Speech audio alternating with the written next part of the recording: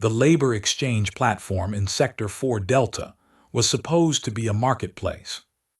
Today it was something uglier. Dr. Luna Holmes stood at the edge of the crowd with her daughter pressed close against her side, watching the Imperial authorities' debt enforcement officer run an auction that nobody was going to remember fondly.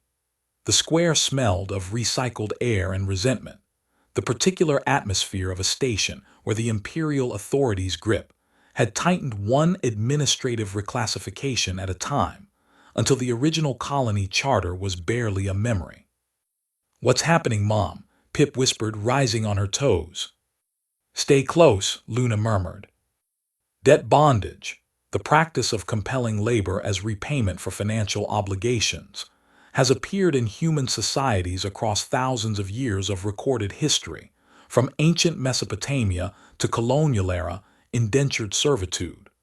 Modern legal frameworks universally prohibit it, recognizing that economic desperation makes genuine consent impossible. When institutional systems allow debt bondage to function under sanitized names like labor restitution, historians consistently identify it as a reliable indicator of broader governance failure. The man on the platform was the problem. Even from 30 meters away, Luna could see he was enormous, a head taller than Director Hale beside him, broad across the shoulders despite the obvious damage of whatever processing facility he'd come through. Restraint cuffs bound his wrists, the kind rated for industrial use. His clothing, once functional, hung in ruins that revealed more wounds than intact skin. His eyes were the thing that stopped her. Pale gray, nearly silver, scanning the crowd with cold, methodical assessment, no fear in them, none at all. "Fringe World National," Hale announced, his amplified voice bouncing off the station's low ceiling. "Apprehended in restricted Imperial territory. His colony has 72 hours to remit his transit fine and damages." A pause timed for effect. "That window closed this morning." A murmur ran through the crowd. Luna felt the ugliness of it against her skin. The Fringe Worlds, a collective term for 17 human colony systems established during the Second Expansion era, developed independently from Imperial authority oversight for nearly 2 centuries. Their colonists, facing extreme environmental pressure on planets the Imperial Charter considered non-viable, made survival adaptations that mainstream Imperial society never accepted as fully human. The prejudice is not rational. It never is. 600 credits restitution, Hale continued, or his contracted labor until the debt is cleared. Who bids? The man on the platform hadn't moved, but his silver eyes had found Luna's, and what she saw in them, dignity, pain, and a refusal to perform fear for anyone's entertainment, made something tighten in her chest. She was a xenobiologist. She had spent 15 years studying biological adaptation under extreme conditions. She understood, better than most, that survival looked different depending on what it had cost you. A teenager in the crowd threw a piece of scrap metal. It caught the prisoner's shoulder, the left one, already wrong somehow, the skin around an injury discolored with dark patterns that spread like corrupted circuitry beneath the surface. The crowd cheered when he flinched. Luna's hands closed into fists. She had seen that kind of tissue discoloration once before, in a paper she'd co-authored 7 years ago, before the Imperial Science Division had quietly revoked her research clearance. A bioweapon compound, experimental, the kind of thing that needed a living test subject to evaluate properly. He's not injured from capture, she realized. He's been poisoned, and he's been standing there absorbing it. 400 credits, Hale announced, dropping the price. No bids. The prisoner was swaying, barely perceptibly, with the micro-adjustments of someone who has decided they will not go down and is spending everything they have on that one decision. 200. Luna looked at the wound. I looked at the spreading discoloration. Ran the calculation a xenobiologist runs automatically, time remaining at current deterioration rate, probability of intervention efficacy, cost of inaction. 50 credits, final offer.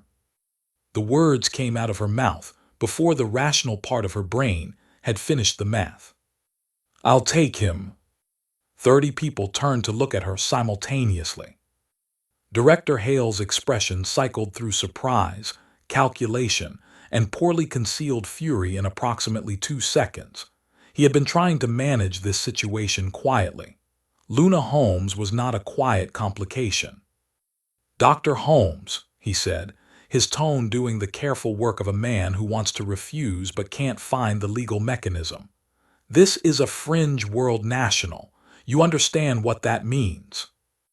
I understand he's dying from what looks like a compound 7 bioweapon exposure. Luna said, loud enough to carry. Which is a Class 1 Imperial ethics violation. So I'd recommend we move quickly past the part where you explain what he is and get to the part where I take him to my lab. Compound 7, officially designated XB7 in Imperial Science Division documentation, is a targeted biological agent designed to interact specifically with the genetic modifications present in fringe world colonist DNA. Its development, testing, and deployment would constitute violations of the Interstellar Humanitarian Accords of 2387, to which the Imperial Authority is a signatory. The existence of a living test subject showing Compound 7 markers would be, for the right researcher, extraordinarily significant evidence. She pressed her credentials to the payment terminal before Hale could construct a counterargument. 50 credits. The extent of her discretionary lab budget for the month. Hale unlocked the restraints with the energy of a man, storing a grievance for later use. The prisoner stepped down from the platform. He was even larger up close. Luna barely reached his shoulder, but he moved with the careful dignity of someone rationing what was left. When she offered her arm for support, he accepted it without performance. No pride, no resistance. Just the pragmatic decision of a person who understands their own condition. He said something. The syllables were liquid and unfamiliar, not any imperial dialect she recognized. I don't speak fringe standard, she said, but I'm going to help you anyway. My name is Luna. He looked at her. The silver eyes were fever bright but not confused. He processed her tone, if not her words, and made a decision about her in the space of 3 seconds. Mike, he said, his own name offered as a gesture of equivalent trust. Fringe world savage, someone called from the crowd, should have left him for the poison. He's a person, Luna said, without turning around, with a bioweapon compound in his bloodstream that someone put there deliberately. So if I were any of you, I'd be less concerned about him and more concerned about who's been testing weapons on human beings in this sector. She walked him out of the square before anyone could formulate a response. Pip fell into step beside her, quiet for once, her eyes moving between her mother and the enormous injured stranger, with the focused attention of a child cataloging something she knows is important. Mom, she said finally, in the careful voice she used when she'd already decided something was interesting and was building toward the question. What's a compound 7? Something that shouldn't exist, Luna said, which means someone has been doing things they shouldn't be doing. She glanced at Mike, who was watching the station's overhead lighting with the expression of someone recalibrating to an unfamiliar environment. And this man is evidence of it. Is that why you bought him? Luna considered the question honestly. The xenobiologist's answer was yes. Evidence of an illegal bioweapon program was exactly the kind of thing that could reopen her research clearance, challenge the Imperial Science Division's suppression of her work, potentially expose something that needed exposing. That was the rational answer. The honest answer was that she had watched a man refuse to show fear while a crowd cheered his suffering, and she had not been able to walk away from that. Science came second. The evidence had come third. She had simply not been able to walk away. Both, she told Pip. Now stop asking questions and help me get him to the lab before that compound reaches his lymphatic system. Her lab was at the station's outer ring, close enough to the residential sections to be accessible, far enough from the administrative core that her work attracted minimal official attention.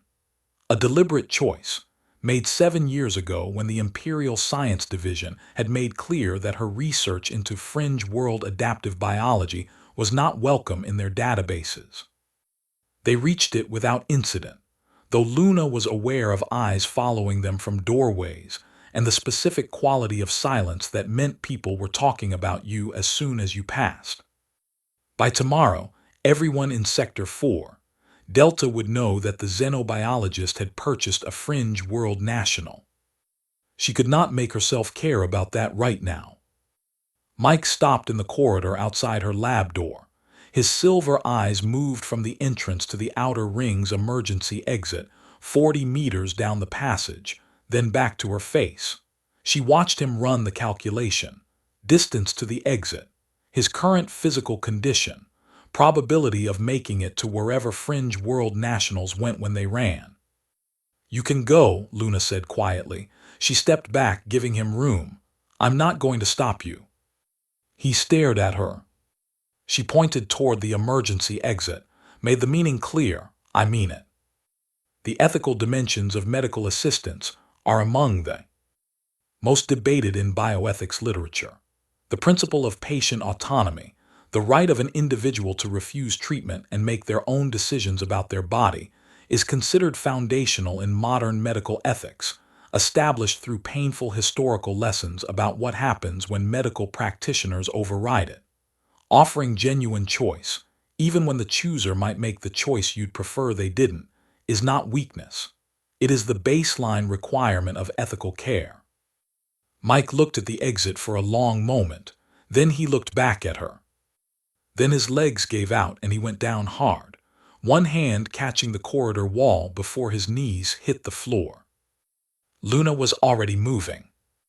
"I've got you," she said, getting under his arm, taking the weight. "Lab's right here, 30 seconds. She got him through the door and onto the examination platform, her diagnostic array already running before she'd finished positioning him. Pip, who had seen the inside of this lab more hours of her childhood than any school classroom, moved to the secondary console without being asked, and started pulling the Compound 7 literature Luna had quietly archived after her clearance was revoked. The readout confirmed what Luna had seen in the square. Compound 7, Advanced Penetration. The discoloration spreading from his left shoulder in a branching pattern that matched the agent's documented behavior in her unpublished research. Specifically, its interaction with the genetic modifications present in fringe world biology. But there was something else in the scan, something she hadn't expected. His genome was extraordinary. Not damaged, extraordinary. Centuries of adaptive pressure had produced a genetic architecture unlike anything in the Imperial database. Enhanced cellular repair mechanisms, neurological processing that operated at measurably different frequencies than baseline human, and something else, something her scanner flagged as unknown and spent several seconds attempting to classify before returning an uncertain result. What did the fringe worlds do to survive out there? She wondered. Not for the first time. The suppressed part of her that had spent 7 years being told this research was unnecessary felt a fierce, vindicated anger. Everything she suspected. They did everything they had to. "Mom," Pip said from the secondary console, "his vitals are dropping." Luna put her personal feelings about the Imperial Science Division aside and got to work. Working against Compound 7 was like arguing with a system that had been specifically designed to win the argument. Luna had spent the first hour running every documented counteragent protocol in her private archive, the research the Imperial Science Division had buried along with her clearance. Chelation compounds to pull the agent from his cellular walls. Enzymatic inhibitors slow its branching progression. Targeted protein sequences to reinforce the membranes it was systematically dismantling. The Compound 7 retreated slightly, then adapted, then pushed back harder. Biological weapons designed to target specific genetic profiles represent one of the most condemned categories of weapons development in international law. The 2387 Interstellar Humanitarian Accords explicitly prohibit the development, testing, and deployment of genetically targeted agents, classifying them alongside chemical and radiological weapons as tools whose specific purpose is the extermination of defined populations rather than the achievement of military objectives. The distinction matters morally and legally. A weapon designed to kill everyone is a weapon. A weapon designed to kill only people with a specific genetic heritage is genocide with a delivery mechanism. "It's learning," Pip said from the secondary console, her voice carrying the particular flat tone she used when something frightened her and she was choosing analysis over panic. At 11, she had spent enough time in this lab to read a deterioration curve. The counteragent spikes work for about 4 minutes and then the compound adjusts. "I know." Luna pulled up her archived research on fringe world cellular biology. 7 years of work the Imperial database pretended didn't exist. Because it was designed specifically for his genome, which means whoever built it understood fringe world adaptive biology well enough to target it precisely. "Someone at the Imperial Science Division." "Someone with my research," Luna said quietly. The thought had been forming since the moment she'd seen the discoloration pattern in the square, her suppressed papers, her genome mapping of fringe world adaptive mutations, taken from her, officially archived, never published. And now here was a man dying from a weapon that required exactly that knowledge to construct. She filed the implication away. Later, right now Mike needed her to focus. He had been unconscious for 3 hours. His vitals were stable in the way that a controlled descent is stable, technically not freefall, but trending in one direction. His cellular repair mechanisms, those extraordinary fringe world adaptations she'd seen in the initial scan, were fighting. But Compound 7 had been engineered to win against exactly those mechanisms. At 200 hours station time, Luna was still at the console when the biomonitor changed its tone. Not the alarm tone, something between stable and deteriorating, a shift in the pattern that her exhausted brain registered as wrong before her eyes had consciously processed the data. She crossed to the examination platform. Mike's eyes were open. Not clearly open, fever-glazed, cycling between conscious and somewhere else, but open. His silver irises had changed. The color had deepened, shifted, taken on a luminous quality that her scanner, when she reflexively pointed it at him, classified as bioluminescent cellular activation, origin unknown. His hand moved before she could step back. Not aggressively, the gesture was slow, almost wondering, his fingers finding her wrist with a gentleness that was completely inconsistent with his size and condition. He said something in fringe standard, his voice rough with fever, the syllables carrying a cadence she didn't recognize from any dialect she'd studied. The tone was what stopped her, not threatening, something closer to reverent. "I don't understand you," Luna said carefully. "You're running a fever of 39.4. Whatever you're seeing right now isn't entirely real." He wasn't listening, or he was listening to something she couldn't hear.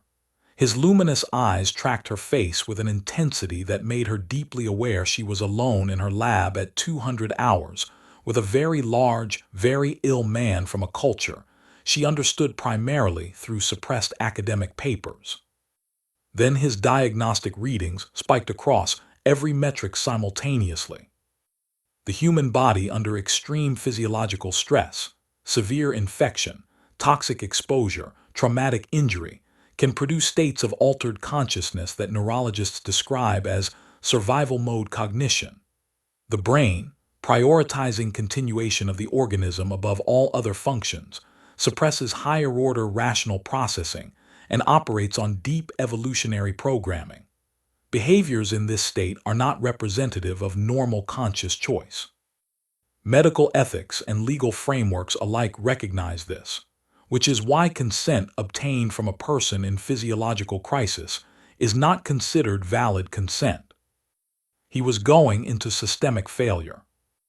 Luna switched from counteragent protocols to emergency stabilization, her hands moving through the sequence she drilled into procedural memory through 15 years of field xenobiology.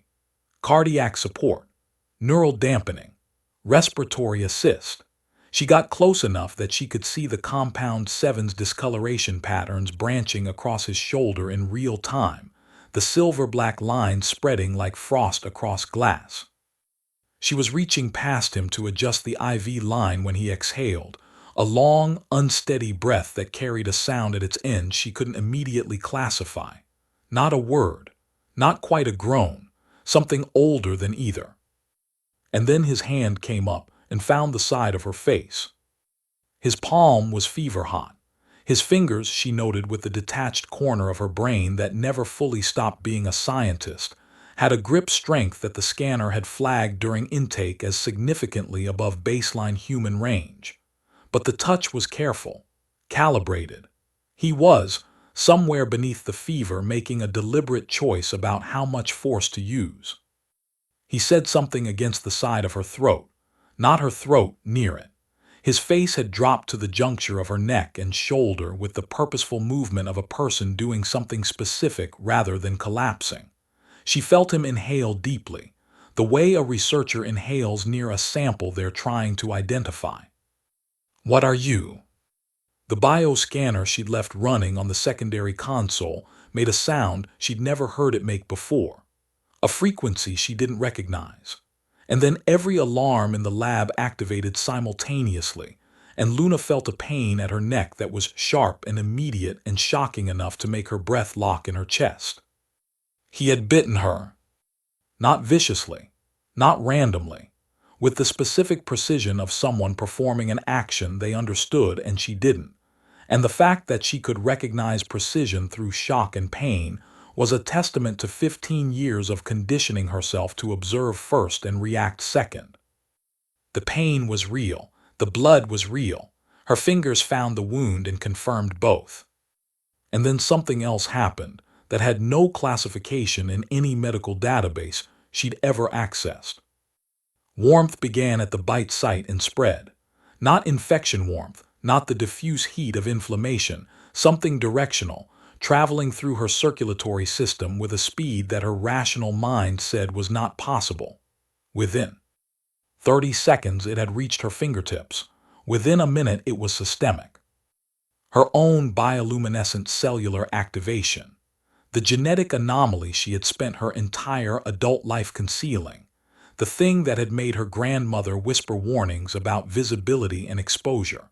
The thing that made her research into fringe world adaptive biology feel so personally urgent, flared in response. She felt it in her hands first. The warmth she'd always kept suppressed, the light she'd always kept contained. Then Mike's grip went slack, and he lost consciousness completely, dropping back onto the examination platform with the totality of someone whose body has given everything it had to give. Luna stood beside the platform for a long moment, her hand pressed to her neck, her own bioluminescence fading back to dormancy as she consciously suppressed it. She looked at the scanner readout. Her cellular biology had just done something she couldn't explain.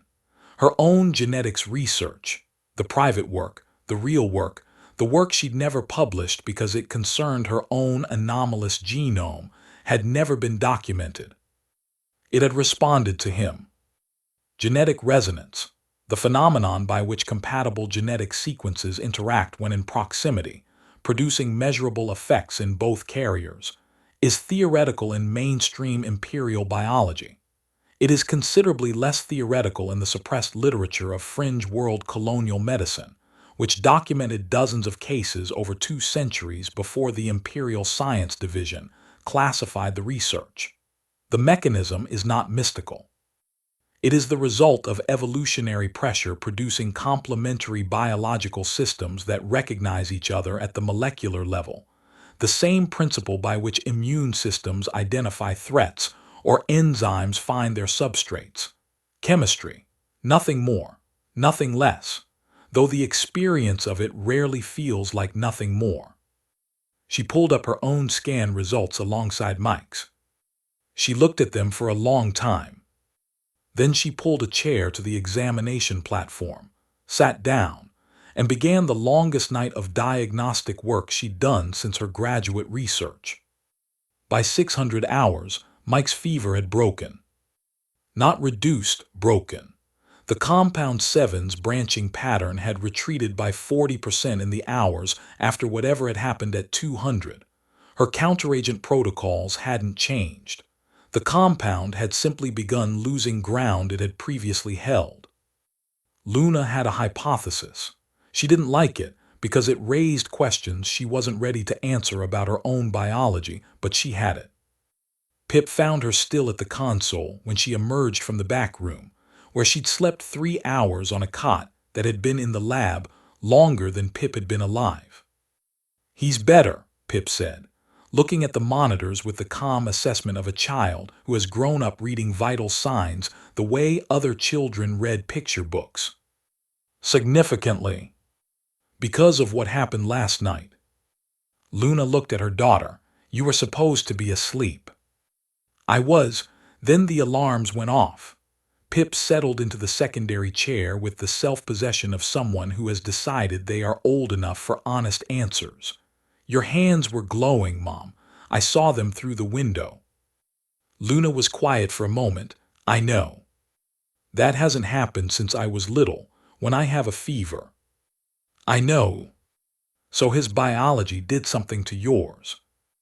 "I think mine did something to him," Luna said carefully. "And he did something to me. And I don't fully understand the mechanism yet, which means I need time before I explain it to you." She turned from the console. "What I do understand is that whatever the Imperial Science Division built that compound from, they used genetic data that could only have come from my research. Which means this man," she looked at Mike's still form on the examination platform, "is evidence of something significant." "Evidence of what?" "That someone is testing bioweapons on fringe world nationals using stolen science." Luna stood. "Which is, to use the precise legal terminology, a very serious problem for the people who did it." Mike's eyes opened while she was refilling her coffee from the lab's ancient fabricator. He came to consciousness the way she'd observed in her field research on extreme environment human populations: fast, complete, immediately assessing. No gradual surfacing, just absent then present. His silver eyes found her across the lab. Steadier now, the fever luminescence gone, replaced by the clear, watchful intelligence she'd seen in the square. "Good morning," Luna said. "You had a difficult night." He processed her tone. Then, carefully, he pushed himself to sit, and she watched him run a rapid internal diagnostic, the kind of body check that people do when they've been unconscious and need to know what still works. She crossed to him and held out a scanner without a preamble. "I need to read. You can say no." He looked at the scanner. I looked at her, then extended his arm. Trust, at its most fundamental biological level, is a risk calculation. Every act of trust involves making yourself vulnerable to potential harm, based on your assessment that the other party is unlikely to exploit that vulnerability. Research in behavioral economics and evolutionary psychology consistently shows that humans make trust decisions faster and more accurately than conscious reasoning can account for, because the assessment is happening at multiple levels simultaneously, including pattern recognition systems that are far older than rational thought. Mike Duran had been harmed by imperial authority systems. Luna Holmes had purchased his freedom from those systems at personal cost and then spent the night trying to keep him alive. The calculation was not complicated. The scan confirmed what she'd seen at 600, compound 7 in significant retreat. His cellular repair mechanisms running at levels her scanner had to recalibrate to measure. And those genetic markers, those extraordinary fringe world adaptations, are more legible now that the fever inflammation has reduced. She pulled up the genome overlay on the secondary screen and turned it so he could see. He went very still. Then he said something in the fringe standard, a question from the cadence, short, precise. "I'm a xenobiologist," she said, knowing he might not understand the word. "I study biological adaptation. What your people did, what you had to do to survive on the fringe worlds, that's what my research is about." She paused. "The Imperial Science Division doesn't want me to publish it, and I think I now understand why." She pulled up the compound 7 analysis alongside his genome, highlighted the precise genomic targets the bioweapon had been engineered to attack. His expression, watching the overlay, told her he understood the implication even across the language barrier. Someone had built a weapon specifically for his people, and they'd built it using a map of his people's biology. "I know," Luna said quietly. "I'm sorry, and I'm going to do something about it." A sound from the corridor, the specific cadence of Director Hale's administrative shoes on the outer ring's composite flooring, which Luna had learned to recognize over 7 years of being intermittently investigated. She closed the genome overlay and pulled up a standard tissue analysis screen in its place. "Pip," she said. Her daughter was already moving to the inner lab door. "I didn't see anything interesting." "Correct." The knock was sharp and came without a pause for response. Luna opened it. Hale stood in the corridor with 2 authority enforcement officers and the expression of a man who had prepared his justification in advance. His eyes moved past her to Mike, still on the examination platform, and something flickered there, not quite a surprise, more like a man recalculating a timeline. "Dr. Holmes, I'm here to follow up on yesterday's transaction. The prisoner requires authority medical oversight during." "He's my patient," Luna said. "Protected under the Medical Research Ethics Act, Section 12, which you are welcome to look up. My lab, my patient, my protocols." "He's a fringe world national under debt restitution." "He was. I purchased his restitution contract. He's now a research participant in an active xenobiological study, which gives him protected status under the same act." She met Hale's eyes with the focused calm of someone who has rehearsed exactly this conversation. "If you'd like to challenge that classification, the Ethics Board hearing is open to the public, and I'd be delighted to discuss the compound 7 markers in his bloodstream at that forum." The silence lasted 4 seconds. Institutional power operates most effectively when its targets don't understand their own legal protections. The deliberate complexity of regulatory frameworks, a consistent feature of mature bureaucratic systems, serves a dual purpose. It creates the appearance of legitimate process, while ensuring that the people most subject to that process have the least access to navigate it. Counter-expertise, the ability to cite chapter and verse of the rules that constrain the institution, is one of the most effective tools available to individuals navigating powerful systems. It does not require aggression. It requires only preparation. "This isn't over," Hale said. "I know," Luna said pleasantly. "I'll have my documentation ready." She closed the door. Behind her, she heard Mike make a sound. She turned to find him watching her with an expression she couldn't fully read across the language barrier, something between assessment and something warmer that she filed away under deal with later. "We have a problem," she told him, knowing he probably caught tone rather than words, "and we don't have much time before it gets worse." She pulled up the compound 7 data again. "So I need to figure out how to explain to you without a shared language that your people are in danger, and I have evidence that could help, if I can get it to the right people before Director Hale buries it." Mike looked at the data. I looked at her. Then he said a single word in fringe standard, carefully, clearly, watching her face for comprehension. She didn't understand the word, but she understood that he was telling her he was in. The language barrier came down faster than Luna expected. Not because of any dramatic breakthrough, no universal translator, no sudden shared fluency. It came down the way most real things do, incrementally, through accumulated small moments, through the particular human genius for communicating meaning when words aren't available. Mike pointed, Luna named. He repeated with careful precision, and she learned that fringe standards shared enough root vocabulary with early colonial English that cognates existed if you listened for them. Within 48 hours, they had a functional working vocabulary. Within a week, they could have a conversation, if a halting one. What Luna learned in that week rearranged her understanding of several things she'd believed were settled.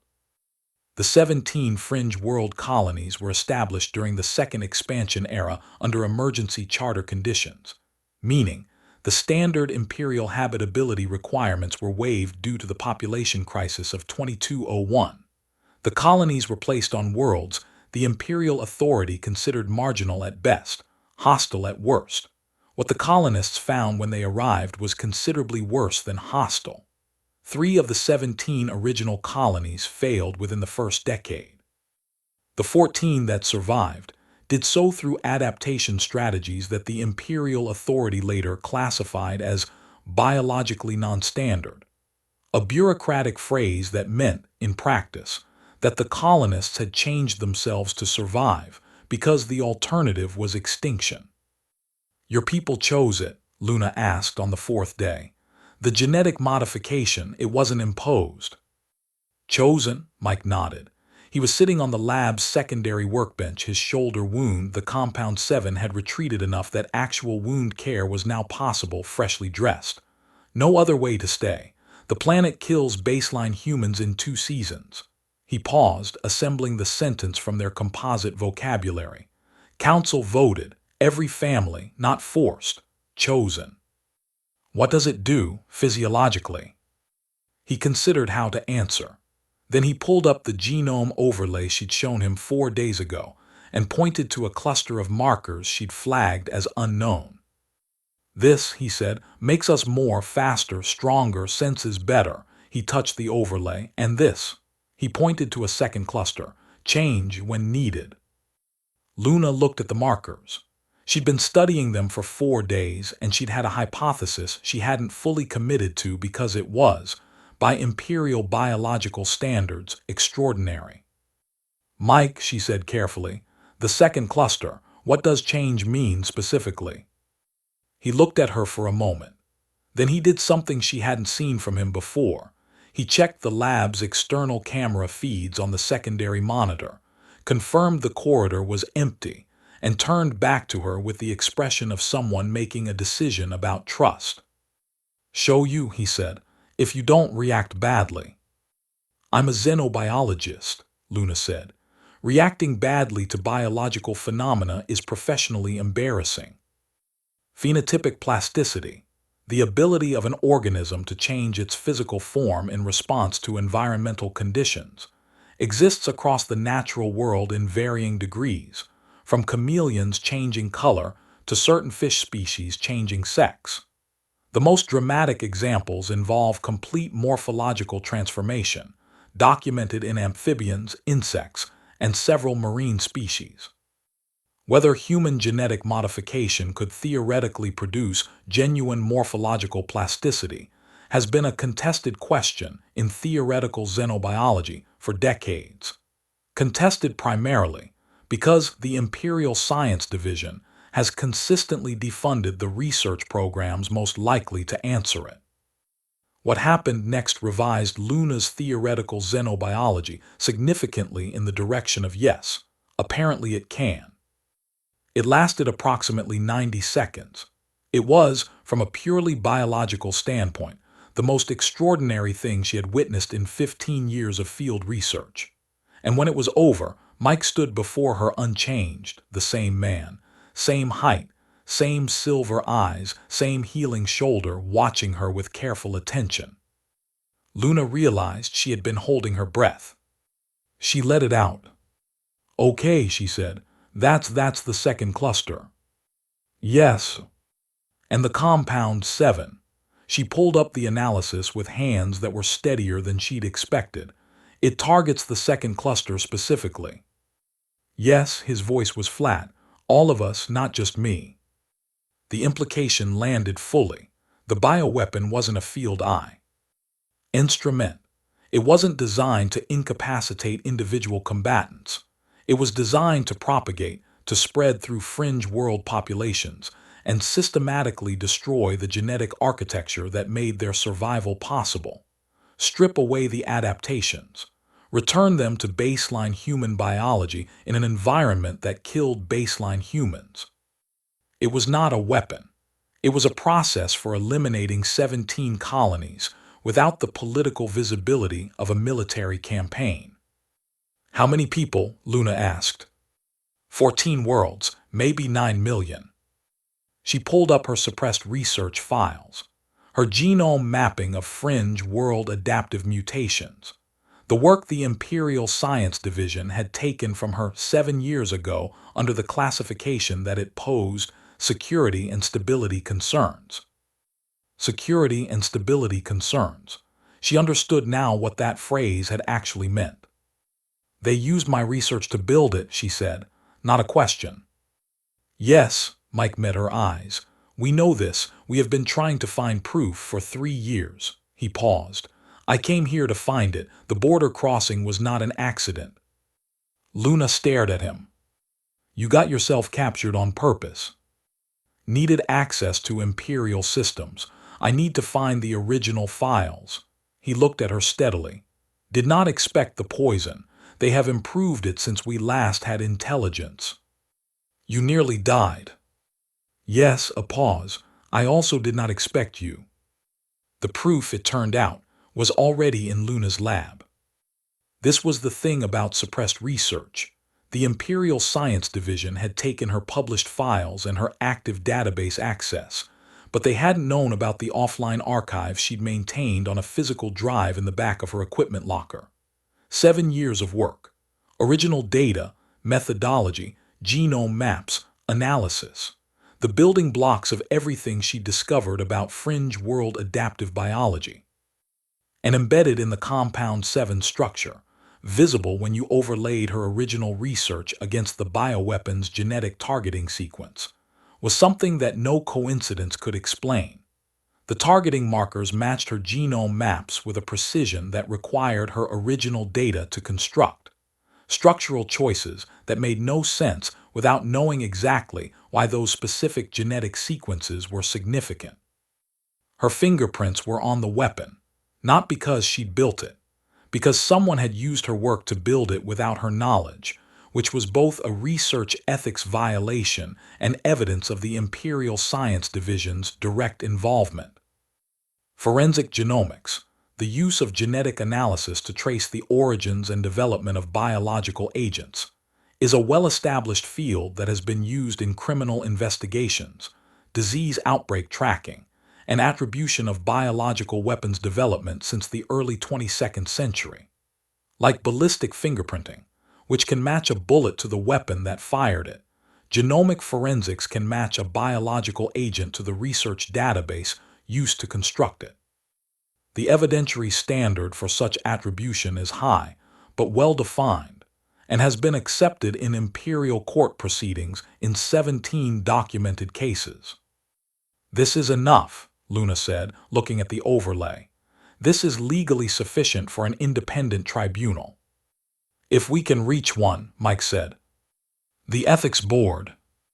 It is controlled by the same administrative structure as the science division, he said. We have been trying to reach the independent tribunal for 3 years. They do not receive our communications. Luna thought about Hale in the corridor, about the deliberate suppression of her research, about a man who had gotten himself captured and poisoned trying to find evidence that should have been findable without risking his life. There's a journalist, she said slowly. Orla Fenn.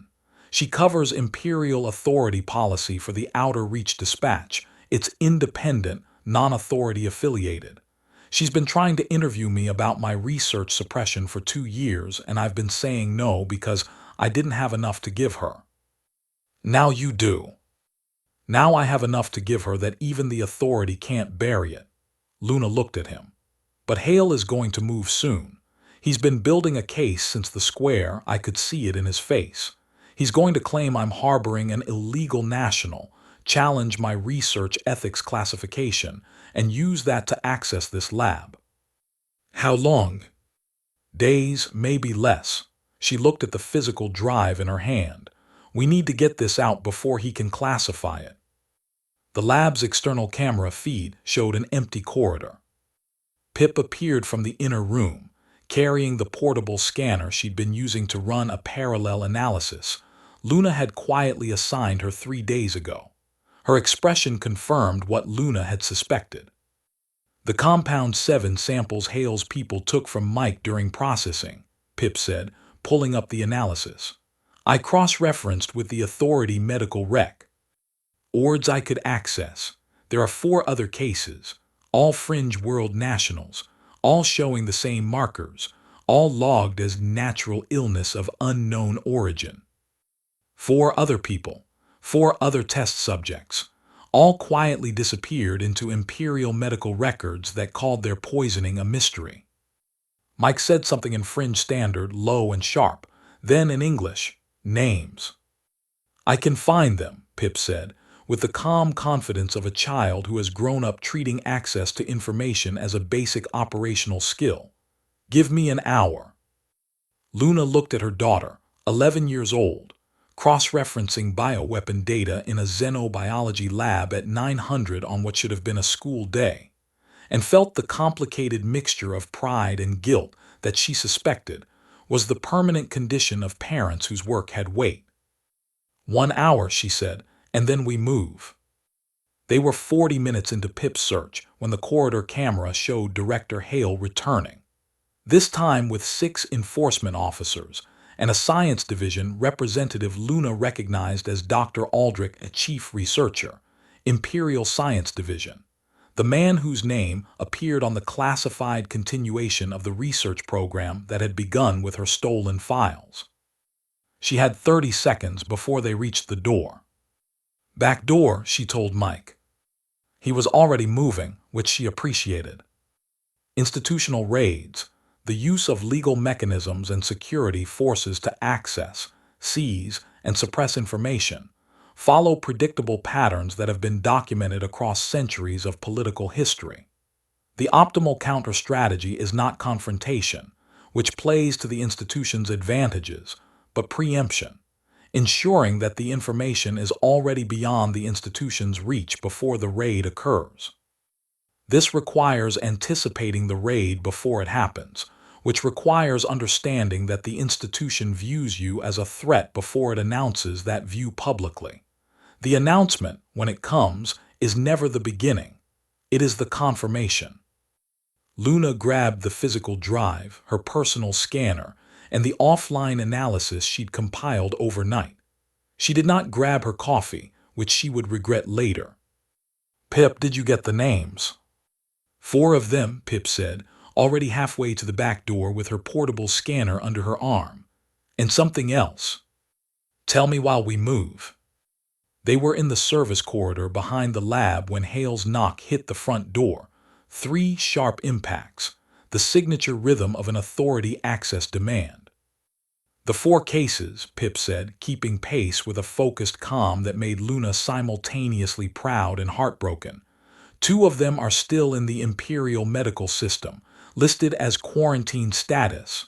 She looked at her mother. They're alive, Mom. They're being held. Mike, ahead of them in the corridor, stopped walking. He turned back. Where? He said, not to Luna, to Pip. Medical Sublevel 3, Pip said. Authority Secure Ward. The look on Mike's face was the look of a man recalculating everything. I know 2 of those names, he said quietly. They were supposed to come home. Luna looked at him, looked at the corridor ahead, the service exit, the outer ring, and beyond it the station's communication array where she could reach Orla Fenn and start the process of making this information too public to suppress. Looked at the corridor behind, the way to Medical Sublevel 3, and 2 people who had been listed as naturally ill quarantine cases, while Compound 7 worked through their systems. "How long have they been there?" she asked Pip. 11 days. 11 days of Compound 7 penetration. She ran the calculation.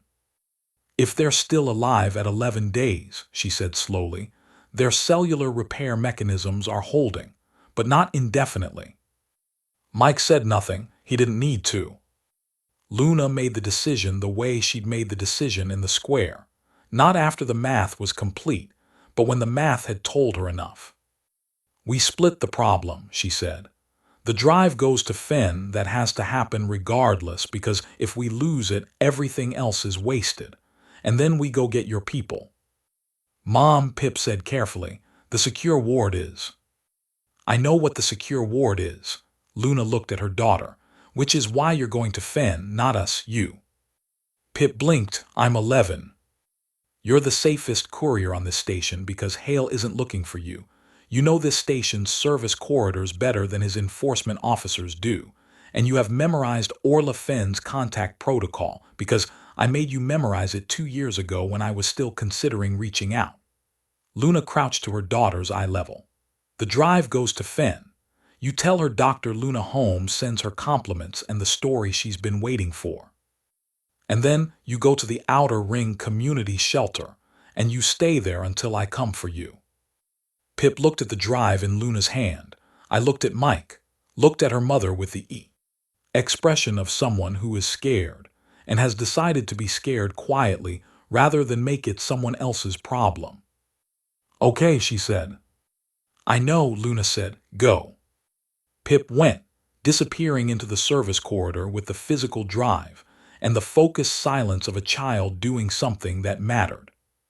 Luna straightened and looked at Mike. "Medical Sublevel 3, she said.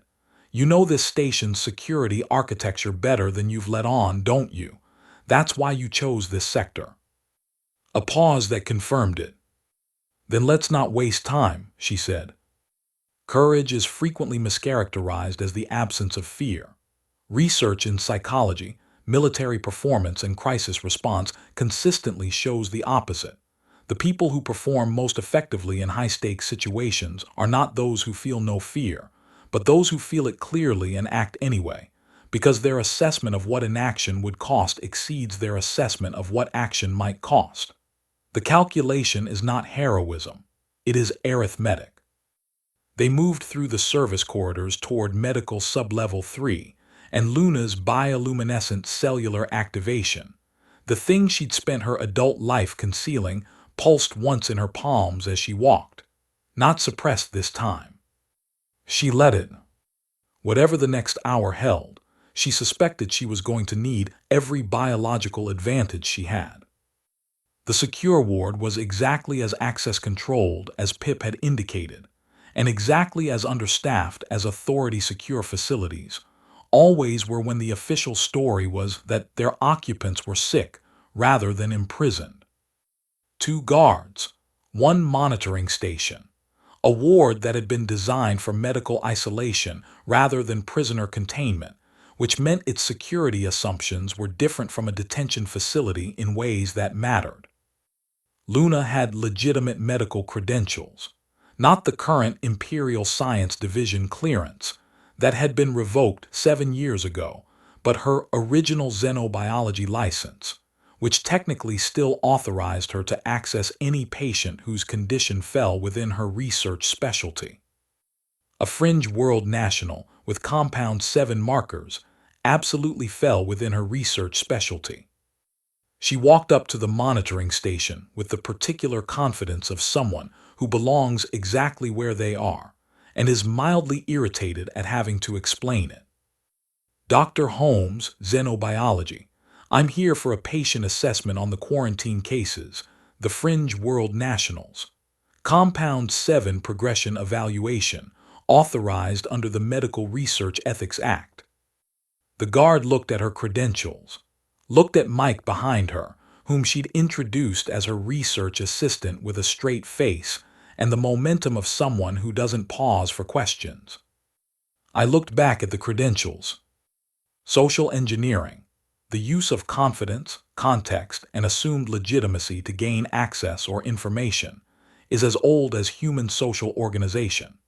Security researchers consistently identify it as the single most effective attack vector against institutional security systems, more reliable than technical intrusion, because it exploits the human tendency to defer to apparent authority and avoid the social discomfort of challenging someone who seems to belong. The defense against it is training people to verify rather than assume, a defense that is significantly more expensive to implement than most institutions are willing to pay for. The guard waved them through. The two fringe world nationals in the secure ward were in worse condition than Luna had hoped and better condition than she'd feared. The Compound 7 had progressed significantly in 11 days, but their cellular repair mechanisms were doing exactly what Mike's had done, fighting, adapting, holding the line at enormous biological cost. Mike saw them and said something in fringe, standard that she didn't need to translate. She understood its content from his face. "Can they be moved?" she asked, already running her scanner. "With the right counteragent," he said. "The same thing you gave me." "I didn't give you a counteragent," Luna said, pulling up their scan results. "I gave you standard chelation protocols that weren't working. What actually turned the Compound 7 back was—" She stopped.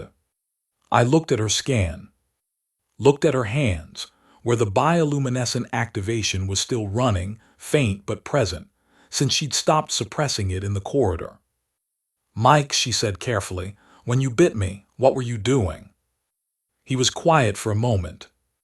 "Our biology," he said slowly, "when it finds compatible biology, it tries to share, to strengthen." He met her eyes. "I was in fever. My wolf knew what my mind did not.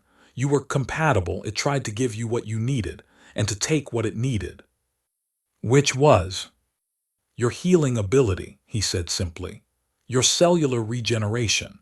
The Compound 7 cannot fight both. Our repair mechanisms and your regeneration together, it cannot add." "Apt fast enough." Luna looked at her hands. At the bioluminescent activation she'd spent 38 years hiding. "My cellular regeneration," she said, "is the antidote." "Your biology and ours together," he said. "Yes." Symbiosis, the biological phenomenon by which two different organisms interact to mutual benefit, is one of the foundational principles of ecology. The human immune system itself contains the remnants of ancient viral DNA that has been incorporated into the genome and now serves protective functions. The most significant biological advances in Earth's history have repeatedly been not competition, but merger mitochondria, beginning as separate organisms before being incorporated into eukaryotic cells, producing every complex life form that followed. The notion that two compatible biologies might produce together what neither could produce separately is not science fiction. It is the mechanism by which most of the complexity of life on Earth came to exist. She looked at the two people in the ward beds, at Mike, at her own hands. Then she did something she hadn't done since she was a child and didn't understand yet that she was supposed to hide it. She let her cellular regeneration fully activate. The light was quiet and gold and nothing like what the people who feared her would have imagined. Not dramatic, just a present, like something that had always been there, waiting for the right moment to be allowed out. She began to work. Getting two people with Compound 7 poisoning out of a secure medical ward was, practically speaking, a logistics problem. Luna approached it as one. Triage, the practice of prioritizing actions based on urgency, available resources, and probable outcome, originated in military medicine during the Napoleonic Wars, when Surgeon Dominique Jean Larrey developed a system for treating battlefield casualties based on medical need rather than rank or arrival order. Modern triage principles extend far beyond emergency medicine into crisis management, engineering, and organizational decision-making. The core principle remains constant. In conditions of limited time and resources, the sequence of your actions matters as much as the actions themselves. The two fringe world nationals were named Dara and Sen. She learned this from Mike, who spoke to them quietly in Fringe Standard, while Luna's cellular regeneration worked through the Compound 7 in their systems. Not quickly. The 11-day penetration had allowed the agent to establish itself in ways that her 30-minute intervention with Mike had not had to address, but visibly. The dark branching patterns at their shoulders receding in the particular way she now recognized as the Compound 7 losing traction against combined biological resistance. Dara was conscious within 20 minutes. Sen took longer, his exposure had been more advanced, but by 40 minutes he was responding to Mike's voice. "Can they walk?" Luna asked. "With help," Mike said. "Then we go now, before the shift changes." Institutional security systems are most vulnerable at transition points, shift changes, administrative handoffs, moments when accountability is divided between outgoing and incoming personnel. This is not a design flaw specific to poorly run systems. It is a structural consequence of the fact that continuous perfect attention is not achievable by human beings, and any system that requires it will fail at the moments when the human beings most need rest. Good security design accounts for this by building redundancy into transitions. Systems that don't prioritize security spend their redundancy budget elsewhere. The guard at the monitoring station was completing his log handoff to his replacement, both of them focused on the documentation transfer, when Luna walked her four-person group through the ward door with the same authoritative momentum she'd used on the way in. "Transferring the quarantine cases to xenobiology for advanced analysis," she said, not slowing. "I've filed the transfer authorization under Ethics Act Section 12. Your system should update within the hour." It would not update. There was no transfer authorization, but she said it with the specific confidence of someone performing a routine administrative step, and the guard's replacement, 3 minutes into a shift, not yet fully calibrated to his environment, gave a distracted nod and returned to the handoff documentation. They were in the service corridor before either guard thought to check. Orla Fenn was exactly what 7 years of trying to interview a suppressed researcher had made her: patient, prepared, and very fast when the preparation finally paid off. Pip had reached her through the contact protocol Luna had made her memorize, a community message board used by the Outer Ring's independent trader network, with a specific phrasing that Fenn had established as her signal years ago. The journalist had been at the Outer Ring community shelter within 40 minutes of Pip's message, which told Luna something important about how long Fenn had been ready for this call. They converged at the shelter, Luna's group from the medical sublevel service corridors, Fenn from the Outer Ring transit hub, in the shelter's back storage room, which smelled of emergency ration packaging and had no external cameras. Fenn was a small woman in her late 40s, with the kind of stillness that came from spending decades listening to people tell her things they decided to tell her and waiting for the part that mattered.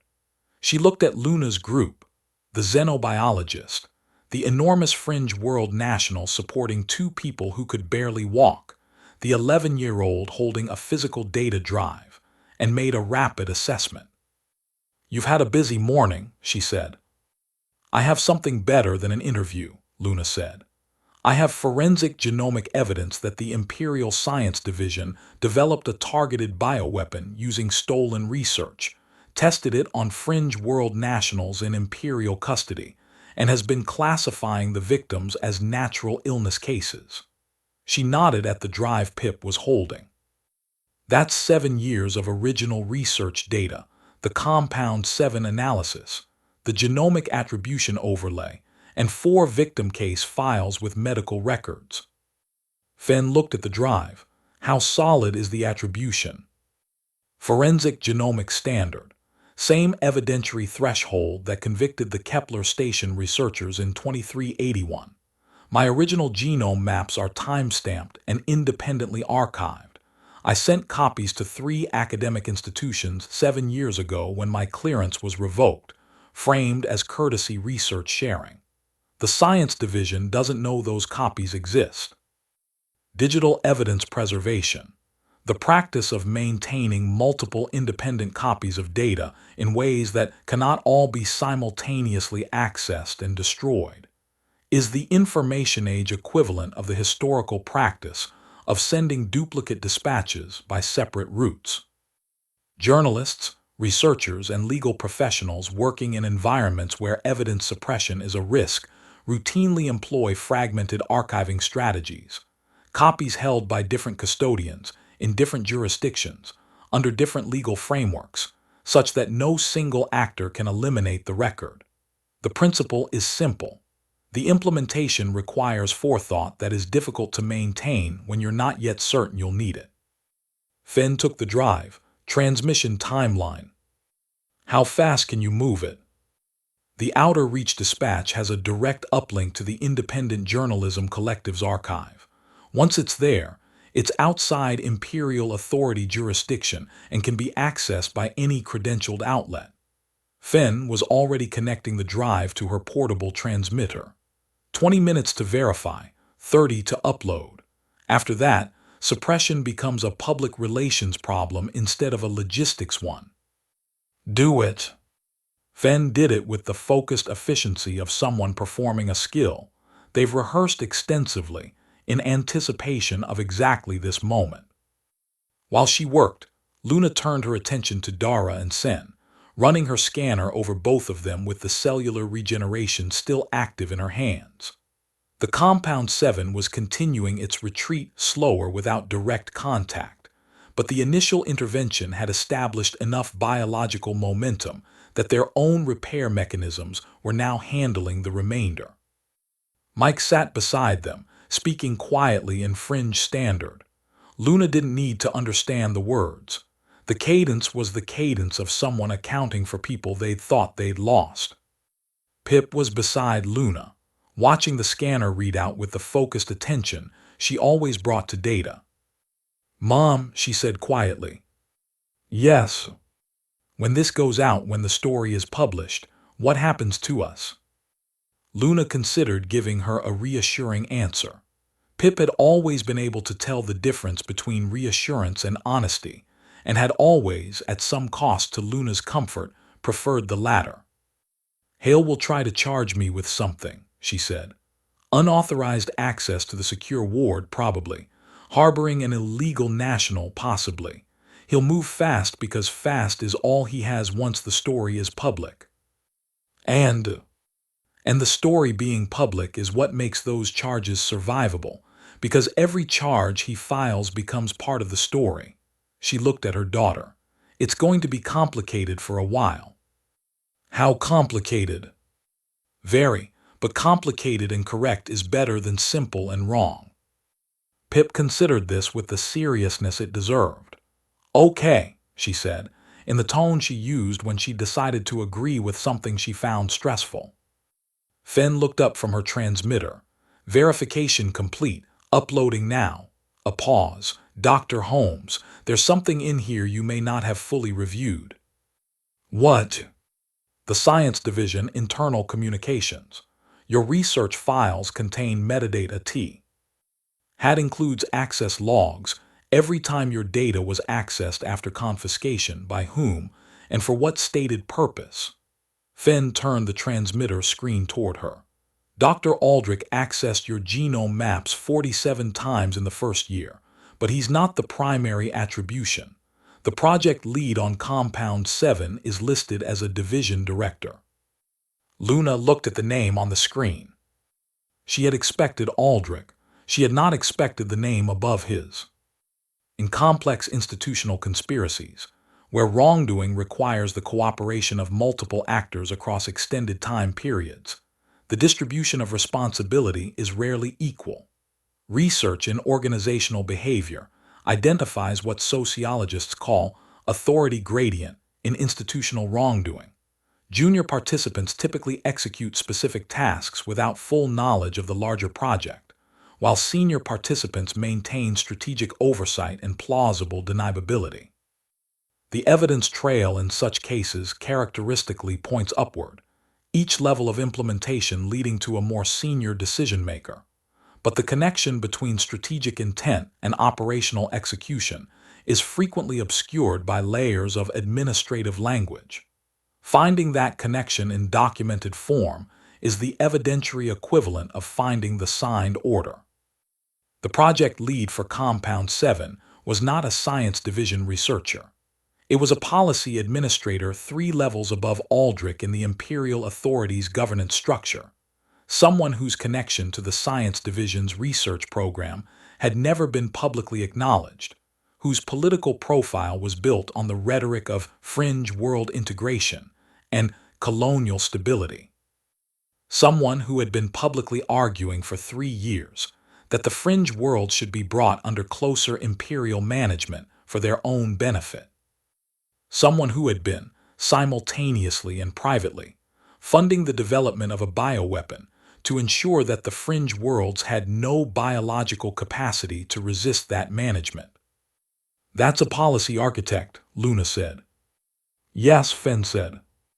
"That's not a rogue researcher program. That's a coordinated governance policy." "Yes," Fenn said, "which is why it's going to every outlet the collective has, not just the dispatch." She looked at Luna steadily. "This is bigger than your research suppression." "How much bigger?" "Big enough that I'd recommend not being easily findable for the next several hours." Fenn disconnected the drive and handed it back. "The upload is complete. It's in the archive, but the window between publication and authority response is going to be a difficult window." Mike, who had been following the conversation with the focused attention of someone tracking meaning through imperfect comprehension, said, "We have a ship." Everyone looked at him. "Fringe world vessel, docked at the outer ring base 7. Emergency extraction, we came prepared." He looked at Luna. "You should come." The room was quiet for a moment. The decision to leave a familiar environment under institutional pressure is among the most psychologically difficult decisions human beings face, consistently underweighted against the rational case for departure because loss aversion. The documented tendency to weight potential losses more heavily than equivalent gains makes what we're leaving feel more significant than what we're moving toward. Research on refugee populations, whistleblower cases, and political exile situations shows that people routinely wait longer than is strategically optimal to make departure decisions, because the familiar, even when it has become hostile, feels more real than the unfamiliar. Luna looked around the storage room, at Fenn, who was already composing her transmission header, Pip, who was watching her with the expression of someone who had already made their own assessment and was waiting to see if their parents reached the same conclusion, at Dara and Sen, who were alive because she'd been in the square at the right moment, at Mike, who had gotten himself poisoned trying to find evidence she'd already been sitting on in an equipment locker. She thought about her lab, her archived research. The copies were already beyond authority reach, her equipment replaceable, eventually, her apartment in the residential ring, 2 rooms and a lease she'd renewed out of inertia. She thought about Pip's question, how complicated? Very, she'd said, but the honest addendum she hadn't said was, complicated enough that staying may not be survivable, not because Hale was powerful enough to make her disappear. He wasn't. Not after the story published, but because the person whose name was on that project authorization was, and that person now knew their program was exposed and would be looking for the source. "Pip," she said, "what do you think?" Her daughter blinked.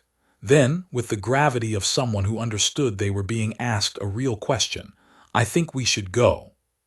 "Why?" "Because. Use the important part is already done," Pip said. "The drive is uploaded. Whatever happens to us doesn't change that now, so the question is just what's safest." A pause, "and I don't think staying is safest." Luna looked at Mike.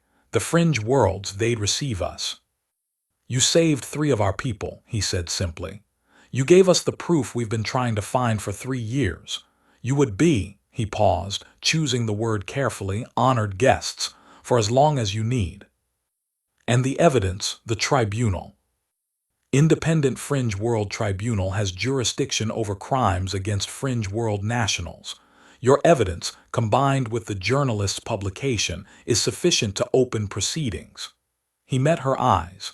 But we need to be there to present it, in person. Your testimony as the original researcher is not replaceable. International and interstellar legal proceedings involving crimes against specific populations have historically required the participation of expert witnesses who can establish the technical foundation of the case for non-specialist adjudicators. The combination of physical evidence and expert testimony is consistently more effective than either alone. Physical evidence establishes what happened, while expert testimony establishes why it matters and what it means. In cases involving highly technical evidence, the loss of the key expert witness frequently results in proceedings that fail not for lack of evidence, but for lack of comprehensible explanation. Luna made the decision. "Fen," she said, "anything else you need from me before we go?" A recorded statement, 10 minutes. Fen was already setting up her recorder. Your voice on the record in your own words explaining what the genome maps show and how the attribution works. In case I become unavailable, Luna finished. Yes. She gave the statement in 8 minutes, precise and clear. The way she gave lectures building from first principles to conclusion without assuming prior knowledge, because the people who needed to understand this were not xenobiologists. Then she looked at Mike, Bay 7. They moved through the outer ring service corridors, Luna and Pip, Mike supporting Sen, Dara managing independently now with the Compound 7's retreat giving her systems room to compensate. They were 3 corridors from Bay 7, when the corridor ahead filled with blue-white authority enforcement lighting. Hale, 6 officers, and behind him Dr. Aldrich, with the expression of someone who has come to retrieve something he considers his property. In crisis situations, the human stress response, commonly called fight or flight, actually encompasses a broader range of adaptive responses that researchers have expanded to include freeze, fawn, and tend and befriend. The response activated in a given situation depends not just on the immediate threat, but on the individual's assessment of their available options and their prior conditioning. Training and preparation significantly alter which response activates. People who have mentally rehearsed crisis scenarios show faster transition to goal-directed behavior and reduced freeze responses, because the decision-making load in the moment is lower when the decision has already been made. Luna had not specifically rehearsed this scenario, but she had spent 7 years being intermittently investigated by people who had more institutional authority than she did, and she had developed a calibrated response to that specific situation. She stopped walking. I stood straight and spoke first. Director Hale, I've just filed an emergency ethics board complaint naming you, Dr. Aldrich, and a policy administrator whose name I suspect you recognize as respondents in a Class 1 humanitarian accords violation case.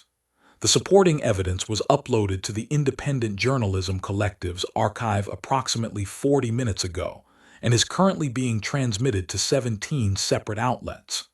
She held his eyes. Every action you take from this moment is being documented as part of that case. Hale's jaw worked. Aldrich said, "You have no idea what you've involved yourself in." "I have a very precise idea," Luna said. "That's the problem for you. You accessed a secure medical facility without authorization. You removed Imperial patients. I conducted authorized xenobiological research on fringe world nationals showing Compound 7 markers," Luna said. "Authorized under Medical Research Ethics Act Section 12, as I explained to your guard who logged the interaction. Compound 7, which, as of 40 minutes ago, is publicly documented as an Imperial Science Division bioweapon project. A pause. I'd be careful about the next sentence, Director. You're being recorded. She wasn't recording, but he couldn't be certain of that, and the uncertainty did its work. The deterrent effect of observation on behavior is one of the most robustly documented phenomena in social psychology. People behave differently when they believe they are being watched, not because observation changes their values, but because it changes their assessment of consequences. This effect, sometimes called the Hawthorne effect in organizational research, applies equally to authority figures as to anyone else. The knowledge or belief that one's actions are being documented introduces a consequentialist calculation that can interrupt behaviors that would otherwise proceed automatically. It does not work on people who believe documentation cannot reach anyone with the power to act on it, which is why Luna's statement about the public archive mattered more than the recording. Hale looked at her, I looked at Mike, looked at Dara and Sen. Ran his own calculation. This isn't over, he said. The same thing he'd said at her lab door that morning. It had the sound of a phrase he used when he'd run out of immediate options and was filing the situation under later. No, Luna agreed. It isn't, but the part where you could have prevented it is. She walked forward. The enforcement officers moved aside. Not because they had been ordered to. Because 6 people with weapons facing 1 unarmed xenobiologist, 2 barely ambulatory fringe world nationals, a very large recovered fringe world national, and an 11-year-old had performed their own calculations and reached their own conclusions about how this footage would look in 17 news outlets. Bay 7 was 40 meters away. The fringe world vessel was small, fast, and looked like it had been built with concealment as a primary design consideration. Inside, 2 crew members Luna didn't know moved with the efficient urgency of people who had been waiting for exactly this departure. Mike got Dara and Sen aboard, turned back for Luna and Pip. Pip went up the boarding ramp without hesitation, carrying her portable scanner, and the data drive Fen had returned to her, with the expression of someone beginning an interesting chapter. Luna paused at the base of the ramp. She looked back down the bay corridor, the station she'd worked in for 7 years, the lab that held 15 years of her professional life, now mostly backed up and transmitted beyond authority reach. The outer ring and its complicated, pressured, imperfect, familiar world. She felt the bioluminescent activation in her palms still running since she'd stopped suppressing it, warm and present and entirely her own. She'd spent 38 years making herself smaller than she was, hiding the thing that made her capable of what she'd done today, treating visibility as the primary threat because the institutions around her had made it so. The institutions around her were now going to have a very difficult several months, and she had made that happen by refusing, for one morning, to stay invisible. Dr. Holmes, Mike's voice from inside the ship, we need to go. She went up the ramp. The bay doors opened on the station's outer hull, and beyond them was the particular darkness of deep space, not empty, but full of distance, full of the light of stars that had no opinion about imperial authority policy and would continue burning regardless of what happened in Sector 4, Delta today. Where exactly are the fringe worlds? Pip asked from the seat beside her, with the tone of someone beginning preliminary research on a new topic. 14 systems, Mike said, taking the navigation console. 4 days at standard transit. What are they like? He looked at her. Then, for the first time since Luna had known him, he smiled, not the careful, controlled expressions he'd managed since the examination platform, but an actual smile, the kind that came from somewhere genuine. Different, he said, from everything you know. A pause. Better in some ways, harder in others. He looked at Luna. But be honest. The fringe worlds are honest about what they are. Luna felt the ship move beneath her as the docking clamps released.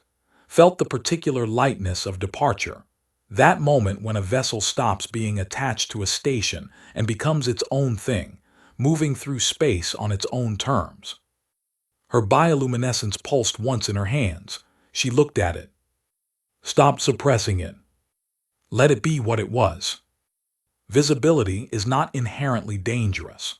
What is dangerous is visibility in environments that have decided to treat certain things as threats. Change the environment or leave it, and the calculation changes entirely. The fringe worlds had spent 2 centuries being told that what they were was unacceptable. They had responded by building environments where what they were was simply true, and where survival had produced something extraordinary precisely, because it had not been constrained by what the Imperial Authority considered acceptable. Luna Holmes had spent 38 years hiding a genetic anomaly that turned out to be the biological antidote to a weapon designed to destroy 9 million people. The hiding had been understandable. It had also been, in the fullest sense of the word, a waste. The station fell away behind them. Ahead, the stars held their positions, patient, indifferent, unchanged. "Mom," Pip said. "Yes." "Your hands are glowing." "I know. They've been glowing since the medical ward." "I know." A pause. "It's actually really cool." Luna looked at her daughter, then at her own hands, where the quiet gold light ran through her palms like something that had always been there, and was only now being allowed to say so. "Don't tell anyone at your new school," she said, "for at least the first week." Pip considered this. What if they already know, if the fringe worlds have similar adaptations? "Then you can tell them immediately. Use your judgment." "Okay." Pip settled back in her seat with her portable scanner and began, with characteristic efficiency, researching fringe world educational systems for the 4-day transit. Mike, at the navigation console, did not look back at Luna, but she saw his shoulders relax by a degree that she suspected was significant for a man who had been carrying his particular weight for a long time. "Mike," she said. "Yes." "When we get there, the tribunal proceedings, what do they need from us?" "Your testimony, your research, your presence." He paused. "And time. These things take time." "I know." She looked at the star field. "We have time." The ship moved forward into the dark, carrying its evidence and its survivors and 2 people who had each spent years moving carefully through systems that didn't want them to exist, and who were now, for the first time, moving in a direction they had chosen. Outside, unobserved and indifferent, the stars continued their ancient work. The fringe worlds did not look like survival. That was the first thing Luna noticed, descending through the atmosphere of Mike's home world, the 4th planet of the Duran system, called simply Karath in Fringe Standard, a name that translated approximately as what remained in the early morning of their 4th day of transit. She had expected, without fully articulating the expectation, something harsh, something that looked like the cost of 2 centuries of extreme adaptation.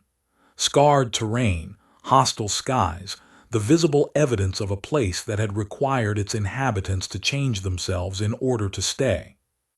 Instead, through the descent viewport, she saw a continent of forests so dense and varied in their canopy coloration that the landscape looked like something painted rather than grown. Mountain ranges that caught the system's slightly cooler star in long gold angles. A coastline where 3 rivers met the sea in a delta so complex it was visible from orbit as an intricate branching pattern, like the compound 7 discoloration she'd spent a week fighting, but alive and spreading, and entirely itself. "It's beautiful," Pip said, with the uncomplicated directness of someone who hasn't yet learned to qualify aesthetic responses. Mike, at the descent console, said nothing, but Luna watched his hands relax on the controls with the particular quality of someone returning to a thing they had not been certain they would return to. The relationship between environment and identity is one of the most studied questions in ecological psychology and cultural anthropology. Research consistently shows that people develop deep, partially unconscious attachments to the landscapes in which they form their core sense of self, attachments that persist across years of absence and operate through sensory channels that bypass rational processing entirely. The smell of particular soil, the angle of light at a specific latitude, the sound of wind through a specific type of vegetation. These things are not nostalgia.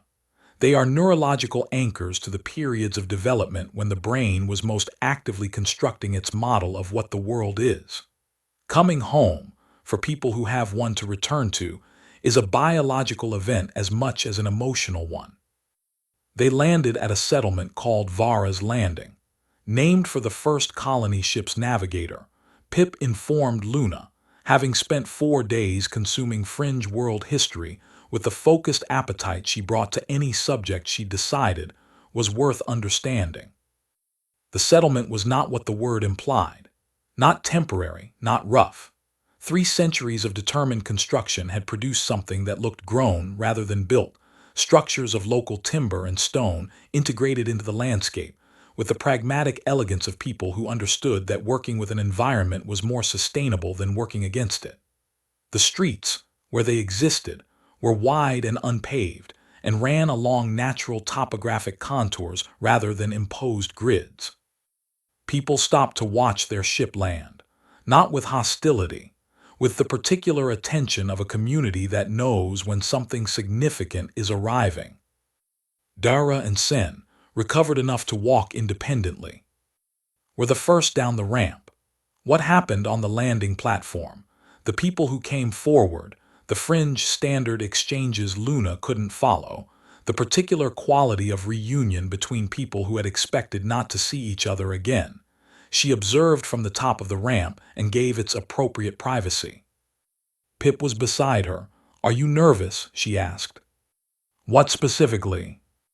"Everything, the tribunal being here." A pause. "Him." Luna looked at her daughter. "Which of those is the one you're actually asking about?" Pip had the grace to look slightly caught. "All of them," she said, "but the last one mostly."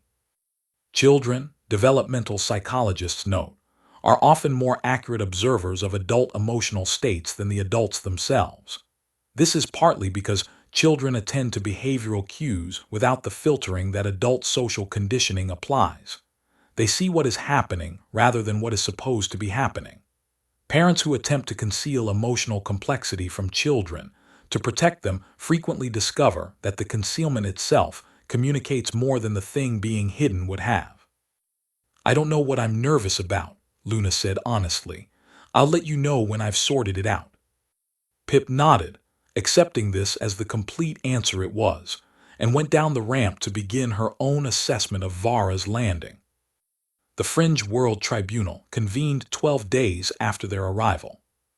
It met in the largest structure in Vara's Landing, not a courthouse in the imperial architectural tradition, which built judicial spaces to communicate institutional authority through scale and formality, but a circular hall of the kind fringe world communities used for collective decision-making, where the design premise was that everyone in the room could see everyone else, and no position in the space was inherently elevated.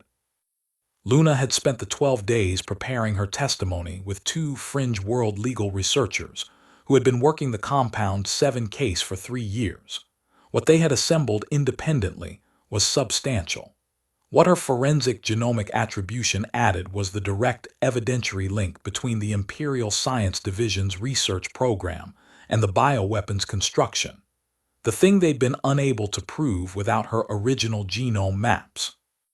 Legal proceedings across human history have grappled with the challenge of presenting highly technical evidence to non-specialist adjudicators. The best expert witnesses are not those who know the most about their subject.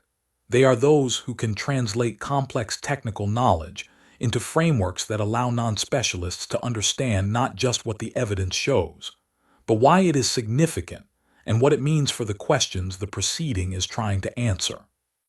This requires a different skill set than research itself.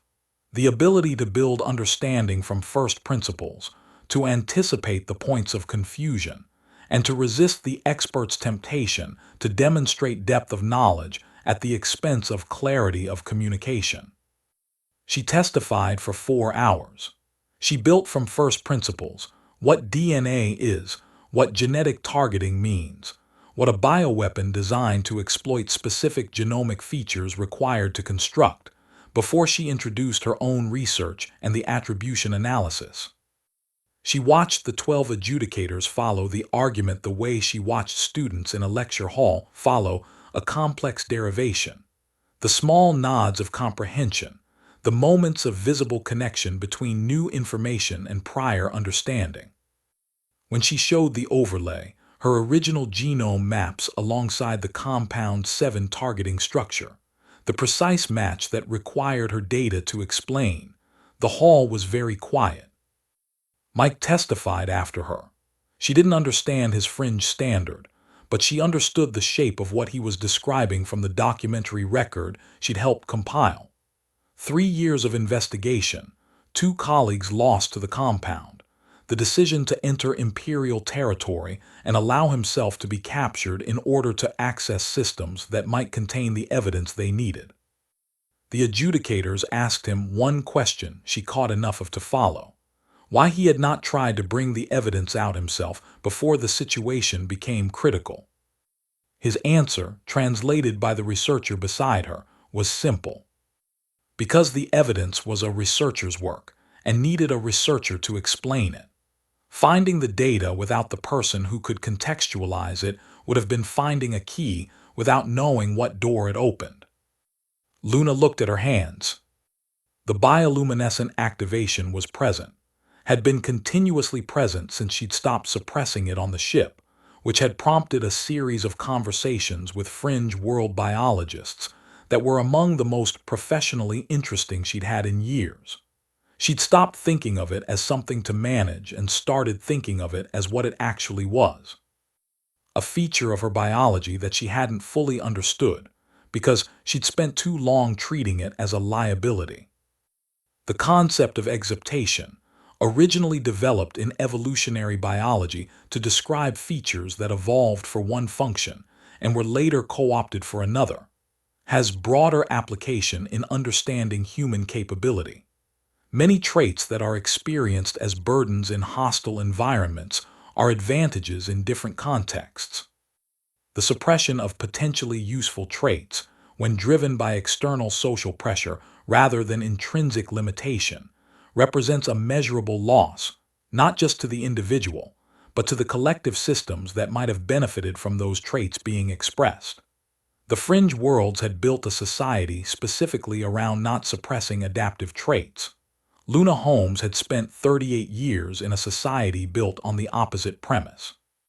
The difference in what she'd been able to accomplish in 4 days versus 4 decades was not a coincidence. The tribunal's initial findings were delivered 6 days after testimony concluded. The Compound 7 program was confirmed as a violation of the Interstellar Humanitarian Accords.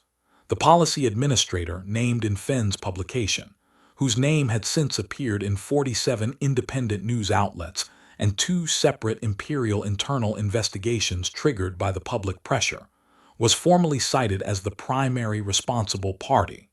Dr. Aldrich was cited as operational lead. Director Hale was cited as a facilitating authority.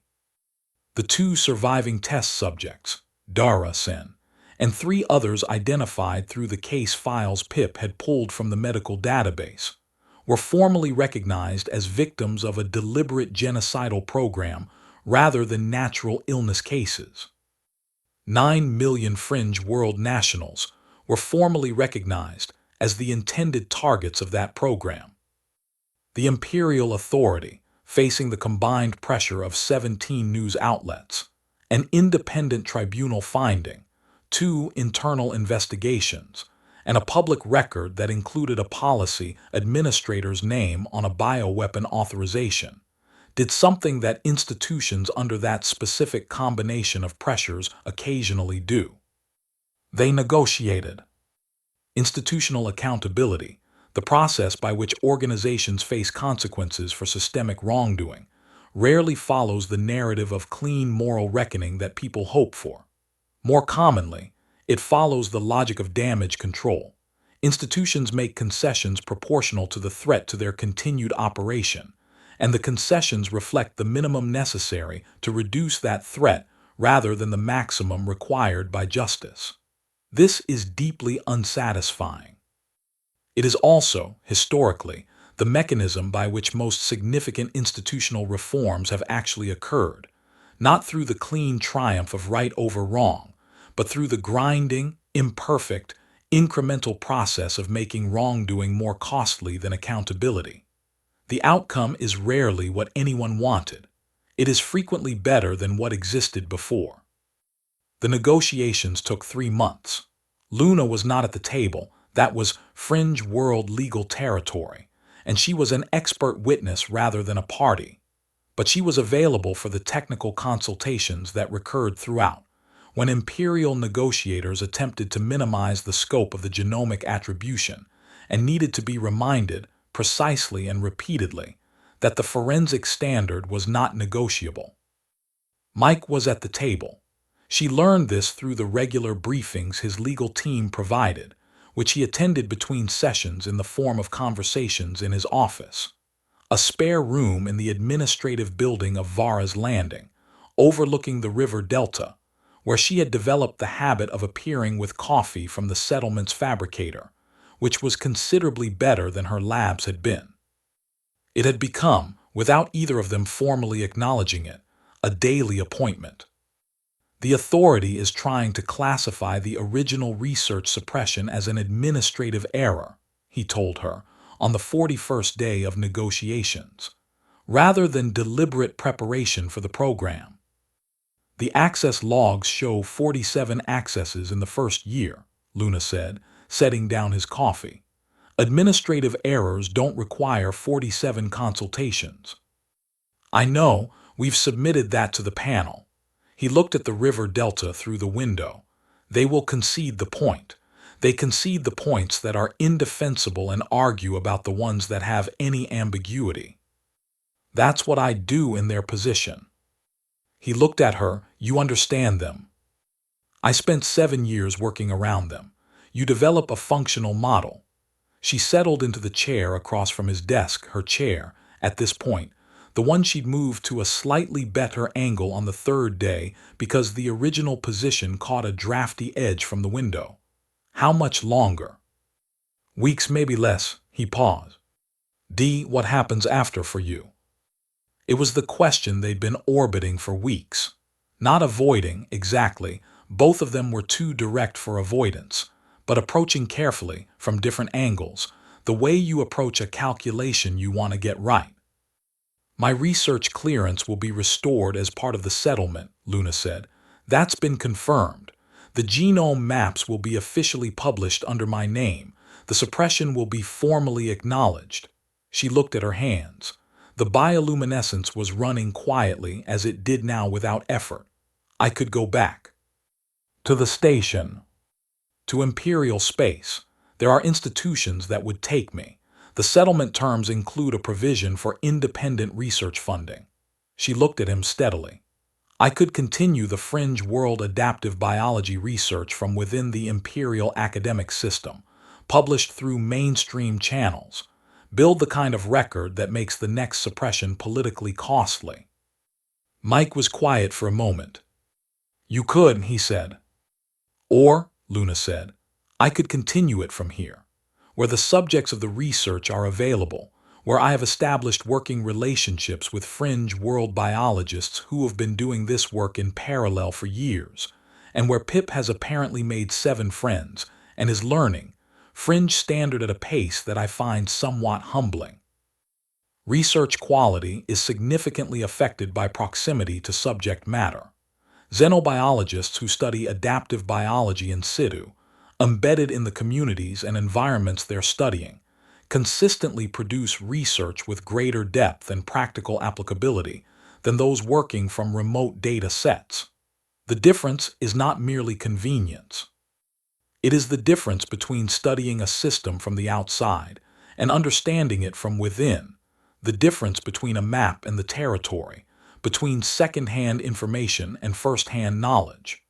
The best science has always been done by people who were willing to go where the questions were. Mike looked at her for a long moment.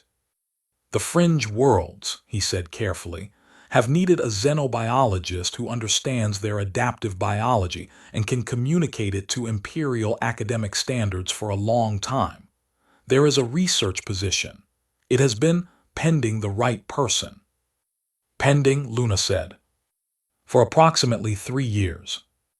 Since you started investigating the Compound 7 program. Since I understood that the program existed and that countering it required scientific expertise we didn't have internally. He met her eyes. I was looking for a researcher with the right background before I ever came to Sector 4 Delta. Luna absorbed this. You were looking for me specifically. I was looking for the researcher whose suppressed work best matched what we needed. That was you. A pause. Finding you in an auction square watching a man refuse to show fear to a hostile crowd was not the methodology I had planned. No, Luna agreed. But effective.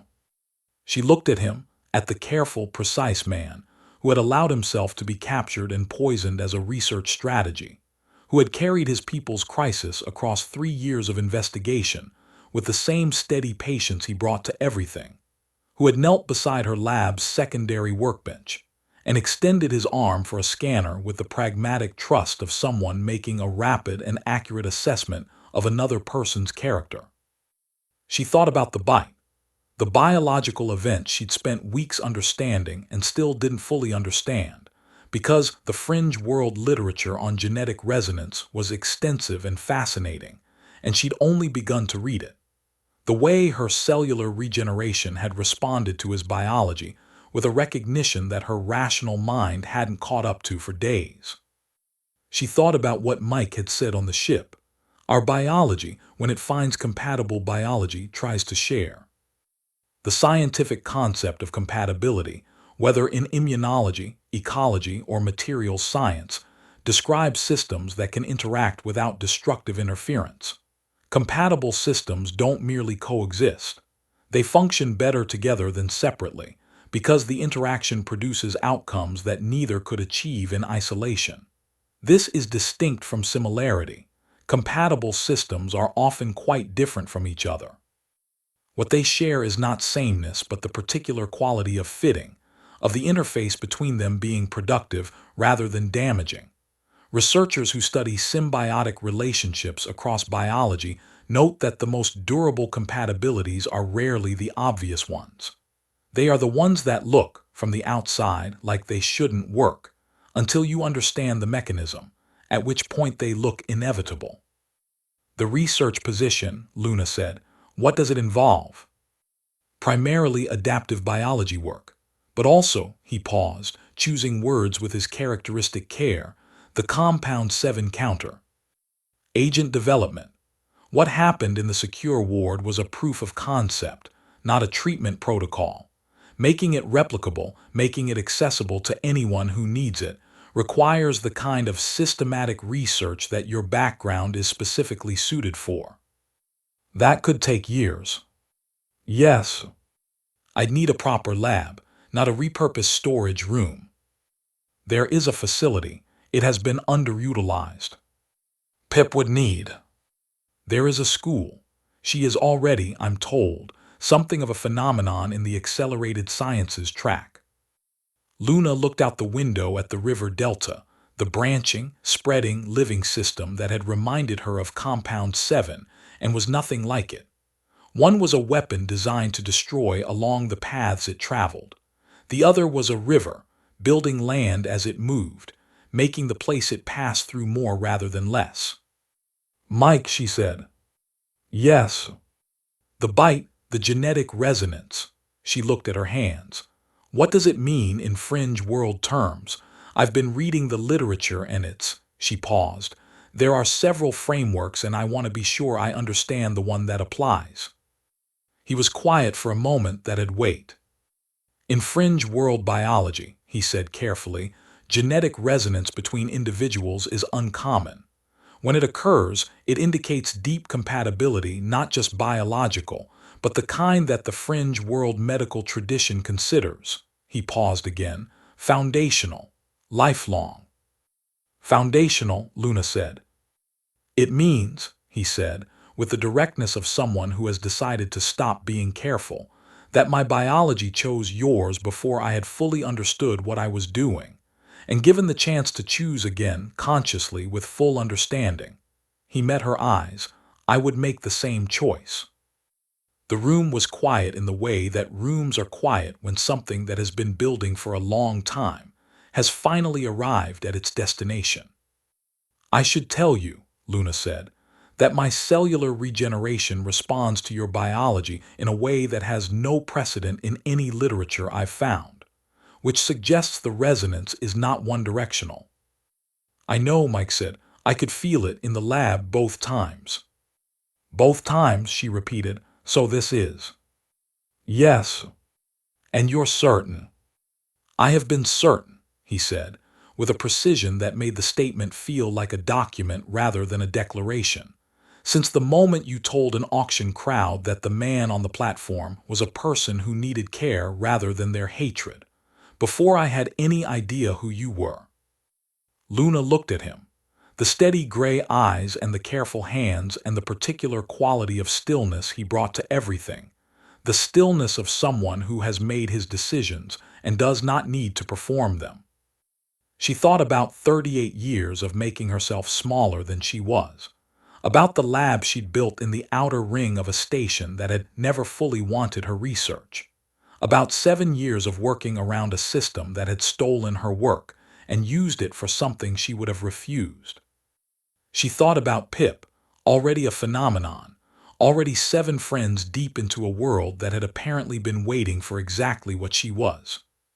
She thought about a ship lifting off a station while she stood at the base of a boarding ramp and looked back at the familiar hostile world she was leaving, and the particular lightness she'd felt when the docking clamps released. The research position, she said, I'll take it. Something in Mike's expression shifted, not dramatically, not the way things shifted in stories. In the particular way that things shift in real life when something that has been held carefully for a long time is finally allowed to exist without the holding. Good, he said. I'll need to negotiate the lab specifications. Expected. And Pip's school schedule should accommodate her research interests, not just the standard curriculum. Already flagged with the administrator. You were confident. I was, he said, hopeful. There's a difference. Hope, psychologists distinguish from optimism, is not a prediction about outcomes. Optimism says, things will probably work out. Hope says, the outcome I want is worth working toward, regardless of probability. Research on resilience, the capacity to maintain functional engagement with life under difficult conditions, consistently identifies hope as a more durable resource than optimism, precisely because it doesn't depend on things going well. People who hope in the technical sense continue working toward desired outcomes even when evidence for those outcomes is scarce. They are, in the language of behavioral science, intrinsically motivated toward futures they cannot guarantee. The fringe worlds had been built entirely on this. So, it turned out, had Luna Holmes. The settlement negotiations concluded 31 days later. The terms were imperfect. They always are. The policy administrator faced formal censure and removal from office, but not criminal prosecution, which the fringe world legal team accepted because the precedent of imperial authority acknowledgement of the program's illegality was worth more strategically than a prosecution that would have taken a decade and might not have succeeded. Dr. Aldrich's research license was permanently revoked. Director Hale was demoted and transferred. The Compound 7 program was formally terminated, all materials ordered destroyed under independent verification. The fringe worlds received formal recognition under the Interstellar Compact as autonomous territories with full diplomatic standing. The thing they had been trying to achieve through conventional channels for 40 years, delivered in 3 months by the combination of a forensic genomic case, 17 news outlets, and an 11-year-old girl carrying a data drive through a station's service corridors. Luna's research was published, all of it in the Imperial academic record under her name, with a formal acknowledgement of the suppression period and its circumstances. The genome maps, the adaptive biology findings, the compound 7 attribution analysis, and a new paper, co-authored with 3 fringe world biologists and Mike himself, on the mechanism of genetic resonance and its implications for the development of targeted bioweapon countermeasures. The countermeasure research took 2 years to develop into a replicable protocol. It did not require Luna's direct biological involvement. The mechanism, once understood, could be replicated synthetically, but understanding it required her to fully map her own genome for the first time, which produced findings that occupied her and her fringe world colleagues for considerably longer than 2 years. Her cellular regeneration, it turned out, was not an anomaly. It was a latent adaptation, present in a small percentage of baseline human populations, historically suppressed because it expressed visibly, and visibility in certain institutional environments had historically been dangerous. The Imperial Genetic Database contained records of dozens of similar cases, all classified under various administrative categories that ensured they were never cross-referenced. The Fringe World Database, which had been collecting data on adaptive human biology without imperial oversight for 2 centuries, had records of hundreds. Science advances through the accumulation of verified observations and the construction of explanatory frameworks that account for them. The history of biology is, in significant part, the history of observations that existed but were not connected, phenomena documented in isolation, by researchers who lacked access to each other's work, that turned out to be expressions of the same underlying mechanism.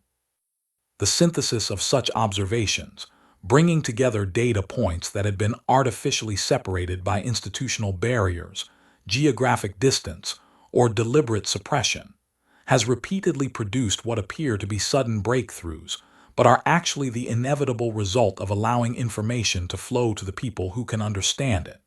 The question is never whether the pieces exist. The question is whether anyone will be allowed to put them together. Pip, by the time she was 16, was conducting her own research into the intersection of fringe world adaptive biology and baseline human genetic variation, with a focus on the population distributions of latent adaptive traits. Her first published paper ran 17 pages and contained 3 conclusions that her mother found professionally impressive and personally unsurprising. The lab was larger than the one in Sector 4 Delta, better equipped, and looked out over the river Delta, which Luna had spent 2 years studying as a secondary project because the branching pattern of its channels bore a mathematical relationship to the branching patterns of genetic expression that she was fairly certain was not a coincidence, and was, she suspected, going to become a third area of research she did not technically have time for. She had, for the first time in her professional life, more questions than she could pursue. She found this not frustrating but energizing, in the way that only people who have spent years being told their questions were inconvenient can find the freedom to ask them fully.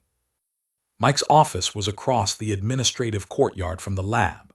He ran the settlement's external relations, which meant the negotiations that continued with the Imperial Authority across a range of issues that were never fully resolved, but were continuously managed. The kind of ongoing diplomacy that required someone who understood both fringe world values and imperial institutional logic, and who could navigate the space between them without losing the thread of what mattered. He was, in Luna's assessment, extraordinarily good at it, partly because of his characteristic patience and precision, partly because 3 years of investigation had given him a detailed understanding of imperial institutional behavior, and partly, she suspected, because he had a deep and accurate read on people, the ability to understand what someone actually needed as distinct from what they were asking for, that had nothing to do with training and everything to do with who he was. He still brought her coffee on the mornings when his diplomatic schedule had him up before dawn, and her research had kept her in the lab past midnight. She had stopped being surprised by this. She had started, quietly and without announcement, thinking of it as one of the fixed points around which the rest of her life organized itself. Long-term partnerships, whether personal, professional, or both, are, the research consistently shows, less about the dramatic moments of connection and more about the accumulated weight of small, consistent choices. The grand gestures and the crisis moments are memorable, but what actually builds durable bonds is the quotidian. Showing up, paying attention, doing the small things that say, without needing to say it, that the other person is part of how you understand your days. People who study relationship stability call this bids and responses. The small, often wordless exchanges through which people signal ongoing investment. Their presence is more predictive of long-term connection than compatibility assessments, romantic intensity, or any other factor researchers have identified. The coffee, in this framework, was data. On the morning of the 3rd anniversary of their arrival at Vara's Landing, Luna came out of the lab at dawn to find Mike at the courtyard table with 2 cups, and the particular stillness of someone who had arrived early because they wanted to, not because they had to. The river delta was catching the first light, those complex branching channels throwing back gold in a pattern. She'd been studying long enough that she could read the water level from the reflection angle. "High water," she said, sitting. "Last night's rain." He slid her cup across the table. "Your countermeasure paper has been cited 42 times in the last quarter." 43. There was a new one this morning from the Kepler Institute. She wrapped both hands around the cup. The bioluminescence was running warm. It did that in the mornings now, a kind of biological calibration she'd stopped noticing the way you stop noticing your own heartbeat. They're using the synthetic protocol in 3 independent trials. If all 3 confirm, then the countermeasure is standardized. Then anyone with compound 7 exposure has a treatment available, regardless of whether I'm physically present. She looked at the river. Which was the point? Mike looked at her with the expression she'd learned to read over 3 years. The one that meant he was about to say something he'd been thinking about for a while, and had decided the moment was right. "There's something I've been meaning to ask you," he said. "Ask?" "When you came up the ramp, at Bay 7 you paused." She remembered. The base of the boarding ramp, the station falling away ahead of her, the weight of the familiar hostile world at her back. "Yes." "What made you go?" Luna looked at her hands, at the quiet gold light that had been there all along, waiting to be allowed. "I'd spent a long time," she said slowly, "treating visibility as the primary risk, hiding what I was because the cost of being seen felt higher than the cost of staying small." She looked at him. "But that morning, I'd been visible for approximately 4 hours, and we'd accomplished more than 7 years of careful invisibility. So the calculation changed." "That's the scientific answer." "It is." "Is there another one?" She considered him for a moment. The steady gray eyes and the careful hands, and the 3 years of accumulated small, consistent choices that had built something she hadn't had a name for until she did. "Yes," she said, "you were on the ship." The morning light moved across the courtyard. The river delta carried the night's rain toward the sea through its ancient branching channels, building land as it traveled, making the place it passed through more rather than less. Mike reached across the table and covered her hand with his, not dramatically, just the particular gesture of someone confirming something that was already true. The bioluminescence in her palms pulsed once, warm and certain, and his genetic resonance answered it, that quiet biological acknowledgement that had no analog in Imperial science and no need of one, because it was not a mystery to be solved but a fact to be lived with. "Good," he said. Outside, the fringe world morning continued its uncomplicated work. The forests moved in the early wind. The delta caught the light. Somewhere in the settlement, Pip was already awake, already at her research terminal, already building the next question she intended to answer. The world that survival had built did not look like what people expected survival to look like. It looked like this, like people who had changed themselves to stay, and in staying had built something that changed the understanding of what humanity could be if it was allowed to be honest about what it was. It looked like a researcher letting her hands be visible in the morning light. It looked like an ordinary courtyard and 2 cups of coffee, and the kind of ordinary moment that is, when you are paying attention, anything but.